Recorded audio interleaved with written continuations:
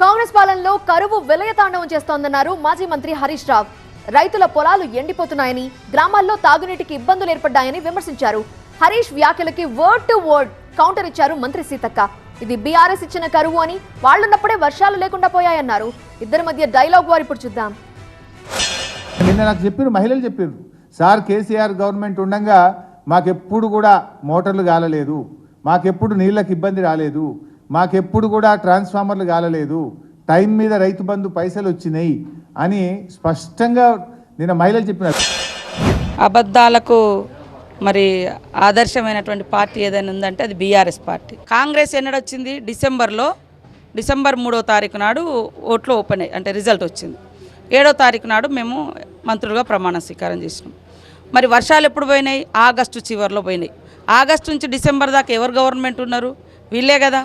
అంటే మీరు మీ కాలంలోనే వర్షాలు తగ్గిపోయినాయి. మరి మేము వచ్చినాక కరువు వచ్చిందనే చెప్పడం ఎంత దరిద్రం అంటే, ఎంత దారుణంగా ప్రజల్ని రెచ్చగొడుతున్నారు వీళ్ళు.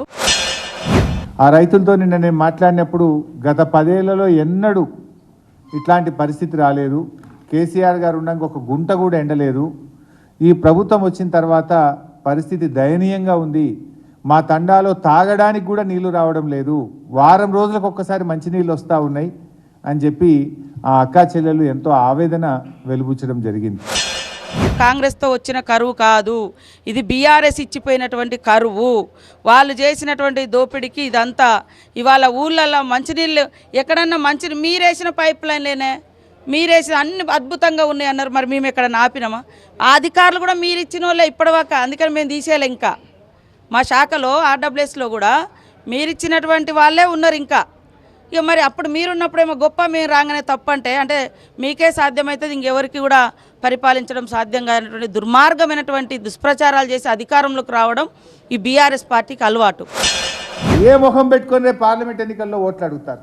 మేము మీకు నోటరీ డాక్యుమెంట్లు ఇచ్చి మేము బాండ్ పేపర్ల సాక్షిగా రాష్ట్రంలో రైతుల్ని మోసం చేసినాం, మా కాంగ్రెస్ పార్టీకి ఓటేయండి అని అడుగుతారా? 10 ఏళ్లలో ఎప్పుడు లేని విధంగా 20 లక్షల ఎకరాల్లో పంటలు ఎండబెట్టినందుకు కాంగ్రెస్ పార్టీకి ఓటేయమని అడగడానికి వస్తారా? ఫోన్ ట్యాపింగ్ కానీ మరి పెద్ద పెద్ద దందాలు ఏవైతున్నాయో అవన్నీ బయటకు వస్తుంటే ప్రజల మూడ్ను డైవర్ట్ చేయడం కోసం రకరకాల దుష్ప్రచారాలు మా మీద చేయిస్తున్నారు, తర్వాత ప్రభుత్వం మీద చేస్తున్నారు. రైతులారా, కాంగ్రెస్ పార్టీ గతంలో కూడా రుణమాఫీ చేసింది, ఇప్పుడు కూడా చేస్తుంది. ఎన్ని కష్టాలను రైతు బంధు ఇస్తున్నాం, ఇంకా ఇచ్చేది ఉంది, ఇస్తాం. ఇప్పటికే సీఎం గారు మొన్న నష్టాన్ని అంచనా వేయమని కూడా చెప్పిండు. ఇవన్నీ చేస్తూనే ఉన్నాం. వాళ్ళు తట్టుకోలేకపోతున్నారు. జనం రోడ్ల మీదకి వస్తలేరు, వీళ్ళు లేపుతా ఉన్నారు కార్యకర్తల్ని.